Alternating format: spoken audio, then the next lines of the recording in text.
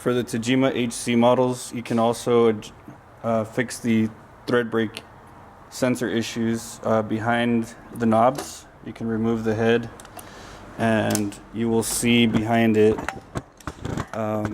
these hooks right here that stick out. You can clean these with CLR and you can also bend them out a little.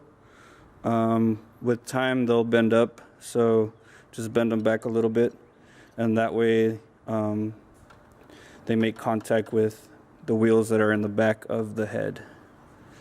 There's also a connector that's in the back of the head that can be reseated.